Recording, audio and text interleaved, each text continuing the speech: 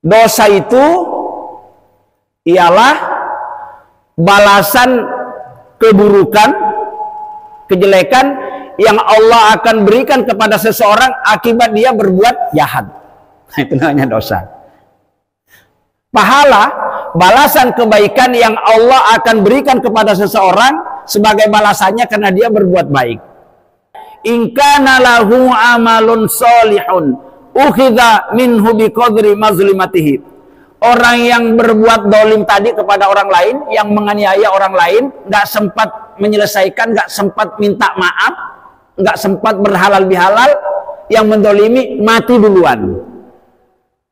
Atau sebaliknya, yang didolimi mati duluan. Ya. Maka nanti cara penyelesaiannya oleh Allah, seluruh amal kebaikan orang yang mendolimi tadi akan diambil oleh Allah, diberikan kepada orang yang didolimi. Tebusannya untuk nebus dosanya itu ya. Innal ladzina kafaru min ahlil kitabi wal musyrikina fi nari jahannam. Coba ya. Sesungguhnya orang-orang musyrik ya, baik dari kalangan ahli kitab itu orang-orang Yahudi dan Nasrani maupun dari kalangan kita ini orang musyrik suka mempersekutukanlah, besok nek mati pinari jahannam. Orang kafir juga pinari jahannam, orang munafik juga pinari jahannam. Menjelek-jelekkan orang lain padahal orang lain itu baik, itu namanya fitnah. Nah, menjelek-jelekkan orang padahal itu orangnya memang jelek, namanya ghibah. Dua-duanya nggak boleh. Dolim juga. Orang jelek kita jelek-jelekkan, dilarang oleh Allah orang jelek ya. Ya. Orang jelek saja dijelek-jelekkan, dilarang, apalagi kalau orang baik kita jelek-jelekkan. Ini semuanya termasuk perbuatan zalim.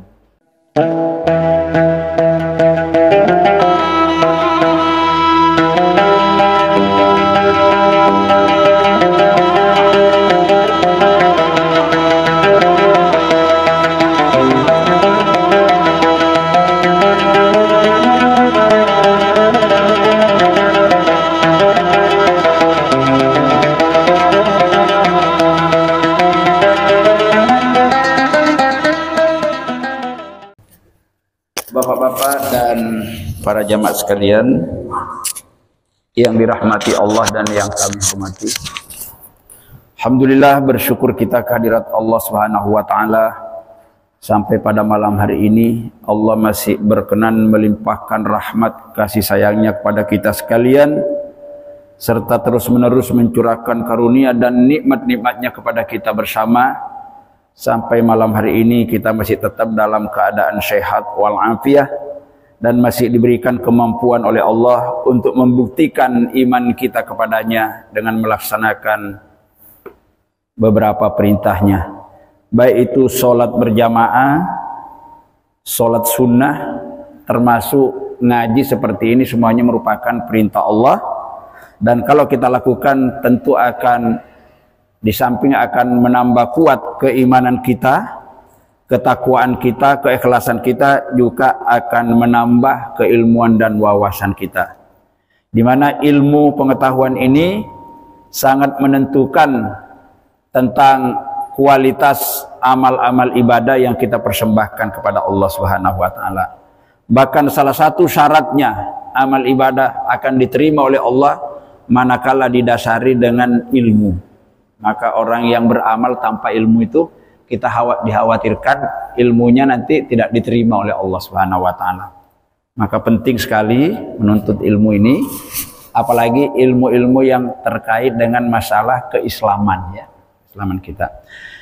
Baik Bapak-bapak yang dirahmati Allah dan yang kami hormati, seperti ayat yang saya baca tadi, malam hari ini kita akan berbicara tentang salah satu bahagian yang sangat penting di dalam Islam ialah apa yang disebut dengan pelajaran akhlak. Jadi akhlak. Jadi Islam itu kalau digambar secara ringkas, Islam itu begini. Ya, jadi ini. Islam itu terdiri dari akidah. Ya. Akidah. Akidah ini disebut juga keimanan. Yang berikutnya Islam itu juga syariah, syariatun. Islam itu berisi syariat. Syariat ini artinya aturan. Terus yang ketiga, Islam itu berisi akhlakun. Akhlakun. Akhlakun ini budi pekerti, tata krama, sopan santun, etika, adab-adab sopanan, budi pekerti yang luhur, itu namanya akhlakun. Jadi ini secara garis besarnya Islam itu ya ini. Jadi kalau kita berbuat dalam kehidupan sehari tidak pernah lepas dari masalah akidah, tidak pernah lepas dari masalah syariat, tidak pernah lepas dari masalah akhlak. Kalau akidah itu berbicara tentang keimanan, keyakinan kita yang tidak boleh dicampuri dengan masalah kesyirikan. Nah, itu rusaknya iman itu kalau kita syirik. Kalau syariat ini, ya syariat itu tuntunannya benar salah, itu namanya syariat. Salat kita ini benar apa salah, puasa kita benar apa salah, haji umroh kita benar apa salah, itu namanya syariat. Kalau akhlak ini sasarannya baik buruk. Nah, jadi kalau di sini benar salah, benar atau salah. Kalau di sini baik buruk. Ya. Kalau di sini iman ini, ya iman ini apa namanya? Bukan ada ya naik turun juga. Iman yang rusak, iman yang apa namanya? Ya, jadi iman itu ada iman yang sejati, ada iman yang palsu ya di sini. Jadi iman ini sejati, ya sejati apa palsu. Nah, ini iman. Ya, seperti imannya orang munafik itu iman yang gitu. Nah, di sini akhlak. Nah, salah satu bagian akhlak yang akan kita bahas malam hari ini ialah tentang zolim. Ya, zolim. Tulisannya kayak gini nih, zolim. Ya, zolimun ya, zolimun. Zolim. Arti sebetulnya zolim itu peteng, gelap. Lawan kata dari zolim ini dalam Al-Quran itu lawannya adalah adilun. Adilun. Apa itu adil? Adil itu definisinya menempatkan segala sesuatu sesuai dengan semestinya. Itu namanya adil. Kebalikannya zalim menempatkan segala sesuatu tidak pada semestinya, tidak pada tempatnya. Mestinya kita tidak boleh ngerasani orang, mestinya ya kan? Kita rasani orang, itu berarti zalim kita. Karena melakukan sesuatu tidak semestinya. Ya, zalim. Maka Islam itu Bapak-bapak sekalian, kalau tadinya kafir, apakah agamanya Hindu, Nasrani, Buddha, Konghucu, tadinya seperti itu. Kemudian dia bertekad, berniat untuk mengikuti Islam, lalu dia mengucapkan 2 kalimat syahadat, asyhadu alla ilaha illallah wa asyhadu anna muhammadar rasulullah, itu disebut muslim sudah. Muslim itu artinya sudah siap untuk tunduk pada aturan Allah. Sudah siap untuk diatur oleh Allah dan Rasulnya, itu artinya muslim. Ibarat orang apa namanya mau masuk rumah itu sudah di dalam pagar. Itu namanya muslim, sudah masuk dalam kabar ya. Ya.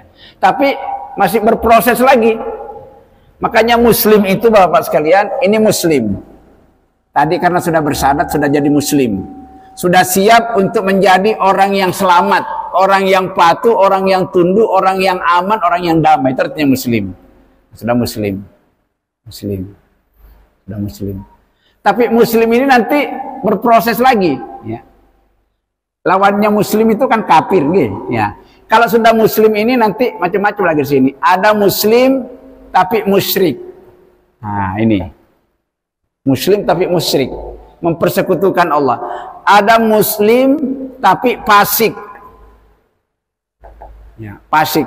Fasik ini suka melanggar, suka bermaksiat, itu namanya fasik. Ada lagi muslim tapi zolim. Ada lagi muslim tapi munafik. Ini jadi orang munafik, orang musyrik, orang fasik, orang zalim itu muslim semua ini. Jadi musyrik artinya orang yang mempersekutukan Allah. Munafik itu tadi orang yang imannya palsu, ya, nggak bener, tipu-tipu ya.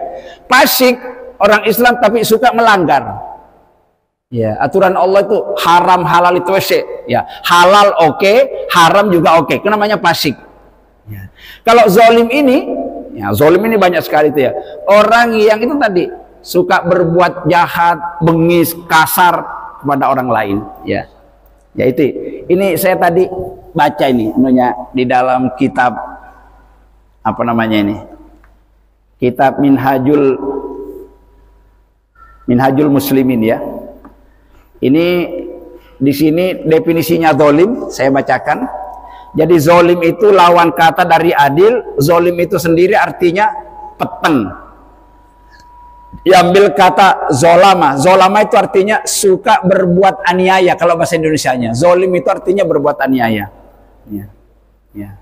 Zalim itu memiliki banyak makna. Pertama, zalim itu artinya bengis. Bengis apa ya? Bengis itu artinya apa? Bengis. Kejam. Ya, kejam. Ya, kejam. Kejam itu kan tidak menempatkan sesuatu ya. Ya. Terus zalim juga artinya kasar. Perangainya kasar. Ya. Zalim juga berarti kejam. Zalim juga berarti jahat. Zalim juga berarti jahil. Zalim juga artinya keji.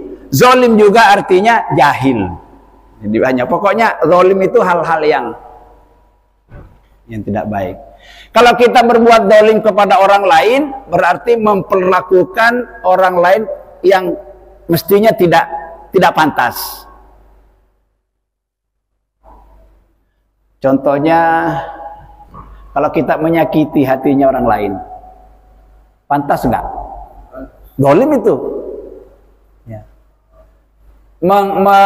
Mencemarkan nama baik seseorang. Orang baik-baik kita fitnah jadi orang jelek. Zalim ini. Wah, ini dosanya besar sekali. Itu yang sering terjadi. Orang baik disebarkan ke orang lain, dijelek-jelekkan namanya. Namanya fitnah. Menjelek-jelekkan orang lain padahal orang lain itu baik, itu namanya fitnah. Menjelek-jelekkan orang padahal itu orangnya memang jelek, namanya ghibah. Dua-duanya nggak boleh. Zalim juga. Orang jelek kita jelek-jelekkan, dilarang oleh Allah orang jelek ya. Ya. Orang jelek saja dijelek-jelekkan, dilarang, apalagi kalau orang baik kita jelek-jelekkan. Ini semuanya termasuk perbuatan zalim. Ya, perbuatan zalim. Perbuatan zalim ini termasuk hal-hal atau perbuatan-perbuatan yang bisa merusak keislaman seseorang. Bisa merusak keislaman kita, Pak ya. Seperti kalau syirik itu, coba syirik. Syirik itu adalah induk segala dosa. Dosa-dosa yang lain itu masih ada harapan untuk diampuni. Tapi kalau sudah syirik, nggak iso. Induk segala dosa syirik. Menduakan Allah. Ya. Dan ini kadang-kadang kita lakukan. Itu kalau orang sudah syirik berarti keislamannya rusak. Zalim keislamannya rusak. Fasik keislamannya rusak. Jadi syirik, munafik, zalim, fasik ini adalah hal-hal atau perbuatan-perbuatan yang dapat merusak keislaman seseorang. Bahkan kalau kita tidak hati-hati bisa merusak syahadat kita, bisa membatalkan 2 kalimat syahadat yang kita ucapkan. Kalau kita tidak, terutama masalah syirik. Ya. Oke, itu zalim. Ya. Dan manusia ini sering geger di dunia ini kan gara-gara ini ya. Ya, gara-gara perbuatan zalim itu. Misalnya orang berdagang itu banyak sekali yang zalim di pasar. Pak, beli gulanya Pak Iwan. Berapa? 5 kilo. Tapi timbangannya diganjel. Setelah sampai di rumah, Coba kita ngetes ini. Kelihatannya nggak sampai 5 kilo. Ditimbang. Astagfirullahaladzim. Cuman 4,5 kilo. Ngapusi, menipu ini. Zalim ini. Zalim. Jadi perbuatan zalim itu banyak saja. Zalim itu dibagi lagi. Ada kedoliman kita terhadap Allah. Kedoliman kita terhadap Allah itu ketika Allah kita doakan. Ada kedoliman kita kepada orang lain. Ketika kita merugikan orang lain, merusak nama baik orang lain, mencemarkan nama baik orang lain, menuduh orang lain berbuat sesuatu yang enggak, itu kedoliman terhadap orang. Atau mengambil barang-barangnya tidak diminta, itu kedoliman kepada orang lain. Yang ketiga, ada kedoliman terhadap diri sendiri. Tiga-tiganya dilarang. Apa contohnya kedoliman diri sendiri? Merokok misalnya. Zalim itu. Ya, ya. Tidak ada dokter di dunia ini yang mengatakan merokok itu baik untuk kesehatan. Sepakat dokter seluruh dunia bahwa merokok itu adalah merusak kesehatan. Minum-minuman keras itu, narkoba itu merusak kesehatan. Nah, kalau orang sudah tahu bahwa itu membahayakan kesehatan dirinya, tetap dilakukan, itu namanya zalim. Zalim kepada siapa? Mendolimi dirinya sendiri. Rusak keislamannya.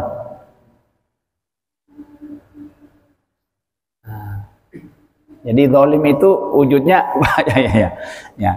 Dan biasanya orang yang berbuat zalim itu nggak usah menunggu balasan yang, jadi kalau larangan Allah itu di kita langgar, biasanya itu balasannya nggak usah di akhirat, biasanya dengan cepat di dunia akan diberikan. Ada istilahnya orang Jawa itu, apa istilahnya ya? Istilahnya orang Jawa. Kalau kita jahat kepada orang lain, nggak lama itu nanti Allah akan membalas. Bukan orang itu membalas Allah. Oh, kalau orang Bali mengatakan karma, tapi kalau kita bukan. Orang Jawa itu bilang kualat.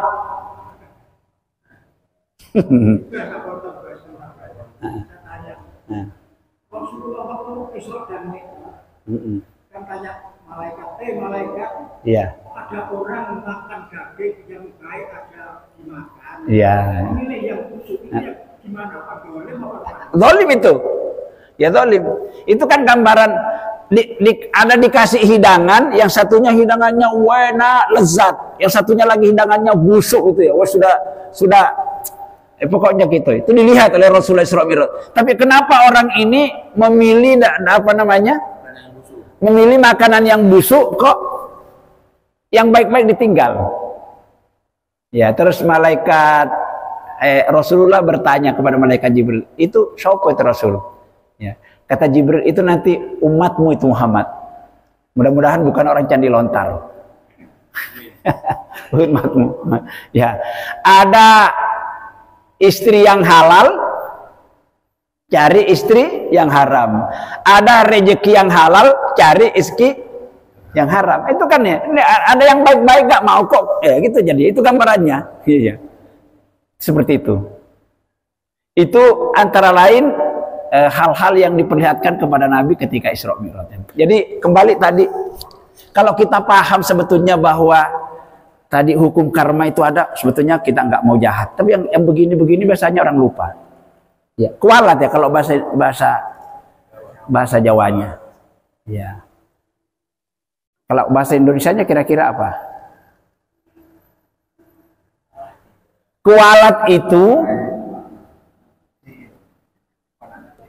Kualat itu jadi gini. Jadi begini. Jadi kalau kita berbuat baik, Allah akan membalas perbuatan baik itu dengan kebaikan.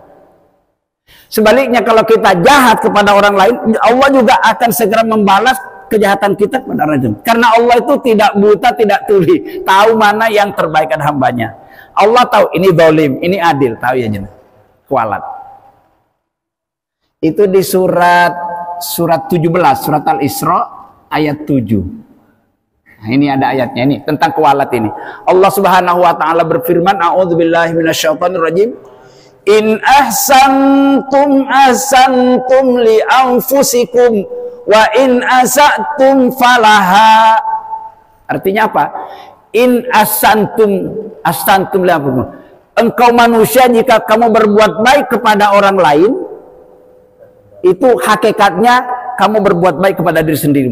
Balasan yang akan diberikan oleh Allah tentang kebaikan akan kembali kepada dirimu sendiri. Wa in asatum, tapi jika kamu berbuat jahat kepada orang lain, awas, Allah juga akan segera membalas dengan kejahatan. Jadi panen istilahnya ya. Kita berbuat baik akan panen kebaikan, berbuat jahat akan panen. Ini yang banyak kita lupakan ini. Kalau kita mau jahat sama orang itu biasanya dilupakan. Lupa bahwa Allah itu punya karma. Di dunia ini Pak Iman, apalagi nanti di akhirat. Ini biasanya kalau kita dolim itu Pak, cepat sekali Pak balasannya. Memakan harta anak yatim, itu cepat sekali itu. Kemudian membagi harta warisan nakal. Biasanya yang tua itu adik-adiknya masih kecil, nakal yang bagi harta warisan. Ya. Termasuk mengambil barang-barang wakaf untuk di masjid itu. Diambil dibawa pulang ke rumah. Oh, itu cepat itu kedolimannya. Maka hati-hati. Ya, termasuk lagi kalau kita berbuat zalim kepada orang lain. Nah, ini jadi hati-hati. Kualat bahasa ininya, kualat. Maka ada istilah dalam kehidupan kita, kan ada istilah dosa. Ini Pak Iman. Dosa itu lawannya apa? Pahala. Pahala. Dosa. Apa itu dosa? Apa itu pahala? Bagaimana ini mendefinisikan? Dosa itu nopo, pahala itu nopo. Dosa itu ialah balasan keburukan, kejelekan yang Allah akan berikan kepada seseorang akibat dia berbuat jahat. Itu namanya dosa. Pahala, balasan kebaikan yang Allah akan berikan kepada seseorang sebagai balasannya karena dia berbuat baik. Dan dosa dan pahala ini bukan balasannya hanya nanti di akhirat. Enggak, di dunia Pak kita ini sudah dididik dari orang ini. Maka kalau ada orang, ya, contohnya ya kayak Amerika sekarang itu. Ya. Sudah 40.000 rakyat Palestina itu dibunuh selama 1,5 tahun oleh negara Israel, Zionis Israel laknatullah itu, ya. Amerika ikut mendukung. Pendukung beratnya kan Amerika, sama-sama negara Yahudi soalnya. Ya. Begitu Donald Trump terpilih, apa langsung diumumkan? Palestina akan kami jadikan neraka. Hanya beberapa hari, nggak sampai 3 hari ngomong itu, tiba-tiba Amerika itu kebakaran. Sampai sekarang masih pindah ke kota yang lain. Berapa ribu orang yang rumah yang hilang terus, hutan itu ratusan hektar itu ya, luasnya. Anehnya itu api itu Pak nggak ketahuan dari mana sumbernya. Bahkan ada yang kelihatan itu api kok muter kayak puting beliung itu ya. Api disertai dengan ingin mempercepat itu. Ya. Api tornado. Ya. Nggak tahu rasanya. Bahkan ada titik-titik api itu kayak lempar ke sana nanti menyebar lagi. Kayak ada orang melempar gitu ke sini ya. Nah itulah Allah itu kuasa kayak gitu. Pokoknya kalau kita jahat sama orang lain, nggak usah di akhirat balasannya, di dunia udah kena. Maka sebetulnya kalau kita paham tentang ini, tentang kualat itu, nggak mau kita jahat sama orang.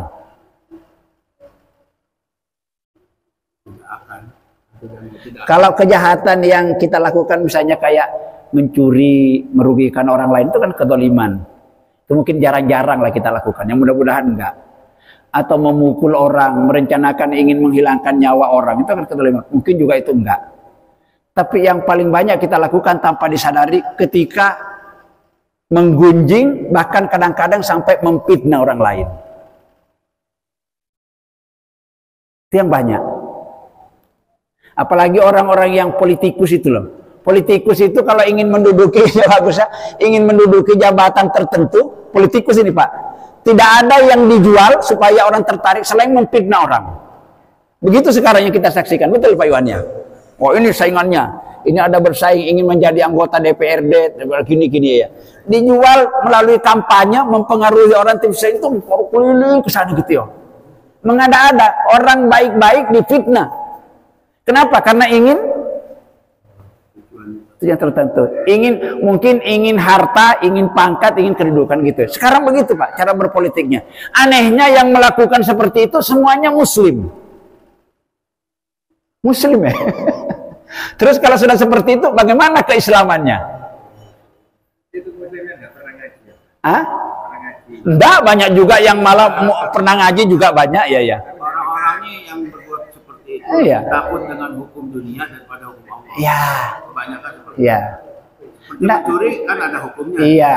Tapi kalau misalkan membohongi orang itu kan seperti ini tidak ada hukum.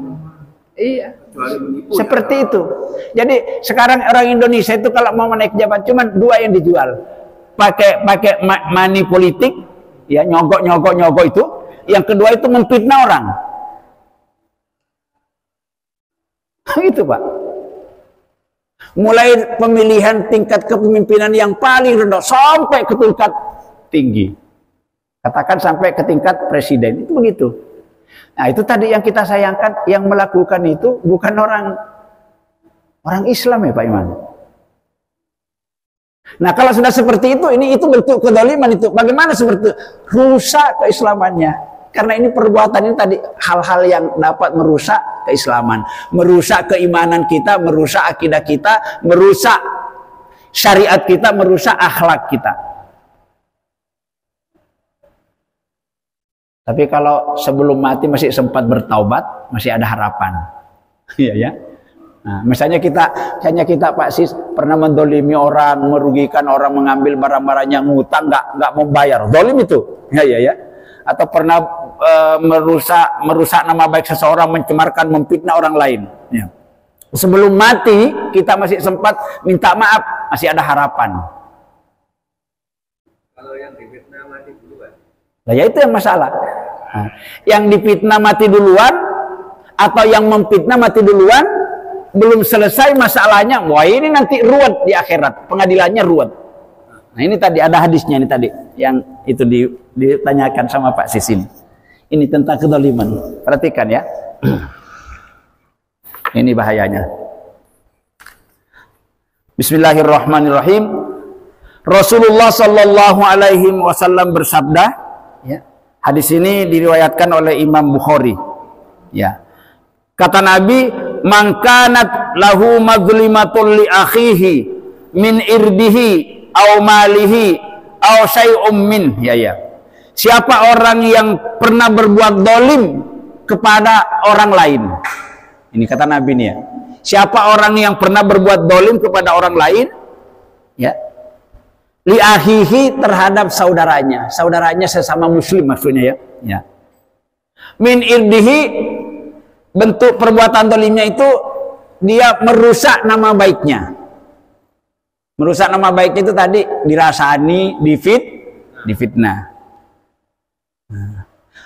Au min malihi, atau dia dirugikan berupa harta. Ya, dicuri, dirampok, dibegal, dirasa ini ya, mendolimi berupa harta, merugikan orang lain. Ya. Atau dia menyakiti badan seseorang, dipukul, dipentung, padahal dia nggak salah. Ini bentuk kedoliman namanya ini ya, doliman. Atau dia mempermalu orang lain di tengah di tengah keramaian. Kan biasanya orang kayak gitu. Yang bagus itu kalau kita punya masalah dengan orang jangan. Tapi memang ada juga orang kalau nggak dipermalu gitu ya tetap diulangi ya. Mempermalu orang lain, misalnya panggilkan wartawan, baik wartawan TV maupun wartawan surat kabar, dicatat gini biar malu itu ya. Itu sebetulnya bentuk kedoliman. Mestinya kalau kita orang Islam itu jangan seperti itu ya. Siapa orang yang pernah melakukan itu, kedoliman itu apa perasaannya orang disakiti, mencemarkan nama baik seseorang, atau mengambil barang-barangnya tanpa hak, merugikan orang lain berupa barang-barang itu, ya, atau sesuatu. Mungkin yang tidak bisa disebutkan di sini karena kan luas sekali. Maka kata Nabi, "Falyatahallalhu minhul yaum." Hendaklah segera berhalal bihalal sebelum mati. Berhalal bihalal itu artinya apa? Bermaaf-maafan, saling memaafkan. Ya. Karena kalau misalnya saya punya masalah dengan Pak Iman itu kan al-haramu bil haram. Haram itu saya pernah merugikan, maka paliyata halal itu hendaklah dia minta dia kehalalannya. Kalau dalam bahasa kita hendaklah dia meminta maaf. Kalau merugikan berupa barang-barang, jangan minta maaf kok, balekno. Balekno. Kita ngambil sandalnya lah, sandal jepit itu, Pak Imam minta maaf, sandalnya ada di rumah kemarin saya sakit. Enggak cukup kayak gitu. Kembalikan. Kalau ada kaitannya dengan barang, kalau cuma mencemarkan nama baik tadi dan sebagainya, itu melukai perasaan cuma. Tapi kalau ada barang-barangnya baru diterima taubatnya, balik no. Nah ini, falyatahallalhu min yam qabla mautihi, sebelum dia mati. Nanti akan terjadi kata Pak Sis tadi itu. Bagaimana kalau yang didolimi mati duluan? Gak sempat minta maaf ini. Atau yang mendolimi mati duluan. Nah, ini kasus ini. Ini masalahnya nanti besar di hadapan Allah. Cara penyelesaiannya besar ya. Apa kesulitannya? In kana lahu amalun solihun ukhidha minhu biqadri mazlimatihi. Orang yang berbuat dolim tadi kepada orang lain, yang menganiaya orang lain, gak sempat menyelesaikan, gak sempat minta maaf, gak sempat berhalal bihalal, yang mendolimi mati duluan. Atau sebaliknya, yang didolimi mati duluan. Ya. Maka nanti cara penyelesaiannya oleh Allah, seluruh amal kebaikan orang yang mendolimi tadi akan diambil oleh Allah, diberikan kepada orang yang didolimi. Tebusannya untuk nebus dosanya itu ya. Jadi amal-amal kebaikan kita ini, amal ibadahnya, puasanya, pokoknya seluruh amal kebaikan, gara-gara gak diselesaikan persoalannya sampai mati salah satunya itu, seperti itu Pak nanti pengadilannya di hadapan Allah. Wa illam yakun hasanatun, kalau orang yang berbuat dolim itu tidak punya amal kebaikan, karena waktu hidup di dunia memang sholatnya bolong-bolong, sedekah nggak pernah, ya, kumpul-kumpul bersilaturahmi, malas ya. Nggak ada lah amal kebaikannya, nggak ada. Tapi doyan berbuat dolim. Bagaimana kalau seperti ini? Ya, apa yang terjadi? Ukhidha min sayyiati sahibi fahumila alaihi. Maka amal-amal jahatnya orang yang didolimi tadi itu akan diambil oleh Allah, lalu dipikulkan kepadanya. Faturihat alaihi binar. Lalu orang itu akan dicampakkan, ya, campakan itu dibanting masuk ke dalam neraka jahanam. Gara-gara berbuat dolim waktu hidup di dunia, baik dia merusak nama baik seseorang, melukai perasaan orang, menyakiti badannya, mengambil barang-barangnya, merusak, nggak diselesaikan sampai mati. Seperti ini Pak, cara pengadilannya nanti. Apa nggak ngeri Pak Iman ini? Ngeri Pak. Makanya kita itu kalau habis lebaran, karena kita ini nggak bisa dengan kita yang namanya orang bergaul, nggak pernah lepas dari salah dan dosa, maka kita ini menjadi budayanya orang Indonesia. Kalau habis lebaran itu ada namanya halal bihalal. Ya ini dari hadisnya dari sini. Istilah halal bihalal, paliyatahal, hendaklah minta dihalalkan. Maksudnya minta maaf. Ya. Tapi kalau bisa itu ya nggak usah ngenteni Idul Fitri kesesuaian. Begitu kita merasa punya salah, halal bihalal cepet, minta maaf cepet. Yang biasanya orang saya ditunda-tunda. Nggak apa-apa aku nanti tak enteni nek hari Idul Lebaran. Oh jangan, menunda-nunda perbuatan apa bertaubat atau minta maaf itu jangan lakukan. Takut kita nggak sempat menyelesaikan mati. Atau mungkin yang kita dolimi mati duluan. Jadi begitu kita sadar, aku punya salah kepada A, aku punya salah kepada si B, cepat-cepat kita selesaikan. Sekarang gampang kok, kalau orangnya misalnya sudah nggak di sini, sudah ada di Sumatera sana, ada di Sulawesi, Kalimantan, kita tahu nomor HP-nya, bisa kan ditelepon. Tapi jangan pakai SMS, kalau SMS sama WA, telepon langsung. Tuh, Assalamualaikum, dikesinten Pak Hai, gimana kabarnya Pak Iwan? Baik-baik. Gimana Pak Igi? Keluarga sehat-sehat, alhamdulillah. Nah, nanti sudah begitu ya. Oh ya Pak Iwan, ya kita lama bergaul. Saya tidak yakin kalau saya itu tidak punya salah kepada sampean. Maka mumpun kita saling ingat, saya mohon maaf Pak yang sebesar-besarnya, mohon maaf yang setinggi-tingginya kalau angkatan laut angkatan udara, mohon maaf yang setinggi-tingginya. Kalau angkatan darat, mohon maaf yang seluas-luasnya. Kalau angkatan laut, ya. Kalau polisi, sebanyak-banyaknya. Ya bagus ya. Ya begitu. Umpama ya. Tapi biasanya itu ada kata-kata yang simpel tapi sudah terwakili. Biasanya begini, mohon maaf lahir batin. Itu sudah terwakili. Soalnya ada kalanya kalau kita berbuat salah kepada orang lain, mestinya minta maafnya itu kalau disebutkan. Minta maaf Pak Iwan. Pasti bertanya, oh apa salah ya Pak Hi? Minta maaf Iwan, pokoknya aku gak bisa ngomong. Aku nek ngomong nanti dipentung sama sampean. Ya, misalnya Pak Iman. Ya, ketika suaminya nggak ada, ya istrinya diapeli sama orang lain. Itu kan boleh apa enggak? Kezaliman itu. Orang suaminya nggak ada kok saberdina diapeli karena dia. Ini ya. Ini salah. Ya. Bagaimana minta maafnya? Jangan Pak minta maaf Pak ya, sampai waktu ke Jakarta di sini saya istri sampai nggak boleh kayak gitu. Namanya bunuh diri tuh. Bunuh diri ya. Nah, bagaimana supaya tidak tersinggung dan maksudnya maka kita mohon maaf lahir dan batin. Lahir itu yang nampak, yang batin itu wes pokoknya saya ucapkan bahaya. Nah, kita niatkan ya, insya Allah kalau nggih Pak Iwan sama-sama saling memaafkan. Tidak ada manusia yang sempurna, semua manusia itu punya salah. Mudah-mudahan di hari yang baik ini Allah mengampuni. Selesai Pak. Umpamanya mati salah satunya, udah nggak masalah nanti di akhirat. Nah, seperti itu. Ini bahayanya kedoliman ini. Hati-hati. Sampai di sini mungkin ada pertanyaan, monggo, biar gak monoton. Untuk tidak sholat dan tidak puasa wajib, itu dolim terhadap Allah atau dolim juga terhadap diri sendiri? Jelas. Istilahnya. Tidak melaksanakan perintah Allah kan istilahnya. Iya. Kalau ibadah itu kan haknya Allah memang disembah. Ya kan? Ya, seperti kalau kayak iyyaka na'budu baru wa iyyaka nasta'in. Ya. Haknya Allah untuk disembah, kewajiban Allah untuk menolong kita. Jadi yang benar itu kerja dulu baru minta gaji, apa minta gaji dulu baru kerja, yang benar.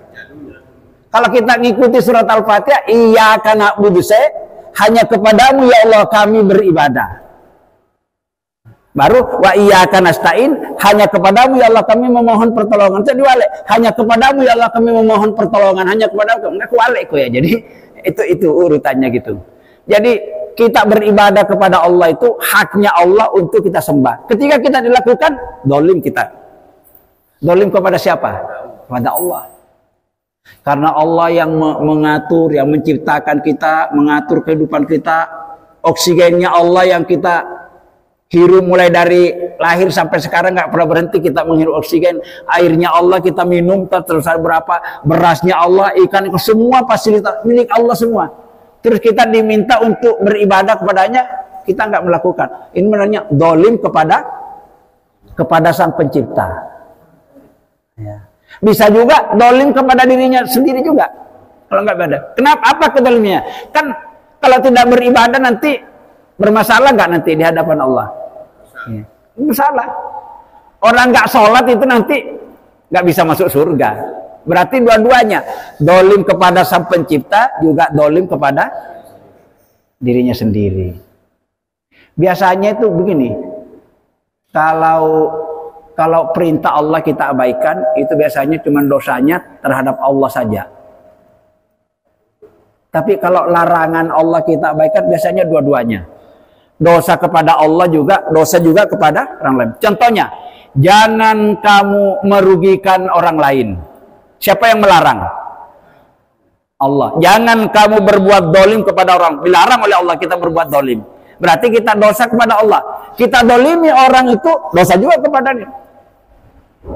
Biasanya kalau larangan Allah itu double Pak, double dosanya. Tapi kalau hendaklah kamu sholat, hendaklah kamu berpuasa. Tidak berpuasa, tidak sholat, nggak ada hubungannya dengan orang lain. Perintah dengan diri sendiri aja. Jadi sebetulnya itu paling berat itu kalau kita larangan Allah kita lakukan itu, double dosanya. Jangan kamu memfitnah orang lain. Dosanya satu apa dua ini? Ya. Jangan kamu ngerasani orang lain. double dosanya. Jangan kamu menipu. Pokoknya bentuk kedoliman itu, kedoliman tadi macam-macamnya itu, entah nipu, merugikan, merusak nama baik orang itu, dosanya double-double. Makanya kalau bisa, mari kita hindari. Ini kan seluruh anggota tubuh kita ini karena sumber dosa ini. Mata sumber dosa, kuping sumber dosa, mulut sumber dosa, tangan sumber dosa, kaki sumber dosa, pikiran pun sumber dosa kalau mikir kadang enggak. Kira-kira yang paling banyak dosanya ada mata, ada mulut, ada tangan, mana yang paling banyak dosanya? Mata kah atau mulut atau kuping? Mulut. Kenapa kok mulut? Ngomong ya. Iya, makanya besok cepet paling rusak duluan di alam kubur itu dikerumuni oleh melatu itu ini dulu. Iya, karena nggak mau berhenti ngomong. Iya. Iya. Saya membaca sebuah buku, perempuan itu dalam 24 jam itu tentu mengeluarkan kata-kata sekitar 30.000 kata-kata. Perempuan, kalau laki-laki cuma 20.000. Jadi ternyata lebih banyak perempuan. Ya, hati-hati. Tapi ini mungkin orang-orang yang cerewet ini. Kalau orang-orang kayak gini ya, orang cerewet nggak mau ngomong ya. Lihat aja, ibu-ibu itu kalau sudah ngomong nggak mau berhenti. Aduh bu, tadi saya dari pasar apa-apa yang bungkas sapi beli cabai biasanya begini, sekarang sayurnya pun begini. Gini ya. Padahal nggak ada yang takok. Jadi memang perempuan begitu, doyan ngomong. Doyan ngomong. Dibanding dengan laki-laki, lebih banyak dilihat dari dosa-dosa yang dilakukan lesan itu lebih banyak perempuan. Cari kutu biasanya berduaan ngomongin orang lagi begitu ya, di mana ya? Keundangan. Ayo tabu, kok saya ketemuin. Padahal ngerasa adikku. Kadang-kadang lucunya lagi ke pengajian pun bagus, saya ngerasani orang juga. Ini ibu-ibu ini. Alhamdulillah bukan ibu candi lontar Pak itu ya. Ibu-ibu Balong Sari biasanya yang banyak kayak gini. Monggo kalau ada yang lain lagi. Silakan.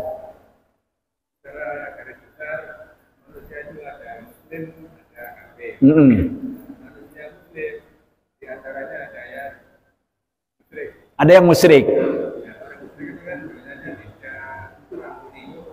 Ya, ya.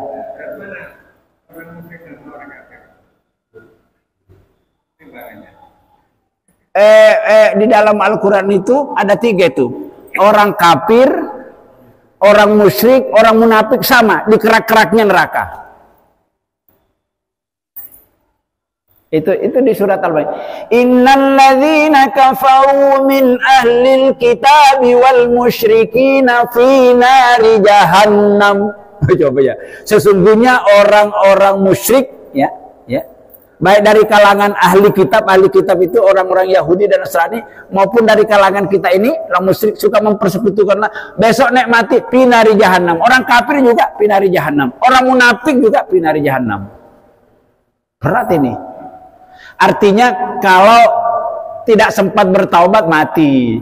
Ya, kalau sempat bertaubat ya seperti dosa musyrik tadi itu tidak diampuni oleh Allah itu kalau belum sempat bertaubat mati. Kalau sempat bertaubat mati ya tidak ada dosa yang tidak diampuni oleh Allah, termasuk dosa musyrik. Nah, begitu Pak Isyaya. Jadi ini kan hampir setiap hari ini kita lihat orang musyrik, orang munafik, orang zolim. Orang munafik itu apa? Orang munafik itu apa? Ciri-cirinya orang munafik itu apa ya? Orang munafik itu ngomongnya pagi sore, pagi tempe, ya gitu loh. Iya tidak sepakta. Ya. Dikatakan lagi dalam Al-Quran orang munafik itu menurut Quran yaquluna bi afwahihim ma laysa fi qulubihim, lain di bibir, lain di hati. Itu orang munafik. Bahaya sebetulnya orang munafik itu penipu. Jadi ciri-cirinya orang munafik itu apa ya? Berlidah biawak. Bercabang 2 lidahnya ya. Seperti itu. Jadi kalau ketemu sama orang baik, sampai nggak usah takut, kita juga baik, saya juga ahli ibadah. Ya kalau ketemu. Nanti kalau kita pisah, Pak Iwan itu begini, ini orang munafik. Ada nggak di antara kita orang-orang kayak gini? Banyak. Munafik. Munafik itu Pak, tempatnya besok. Innal munafiqina fid darkil asfali minan nar. Ini ayat ini. Sesungguhnya orang munafik besok kalau mati ditempatkan di kerak-keraknya neraka. Neraka paling panas.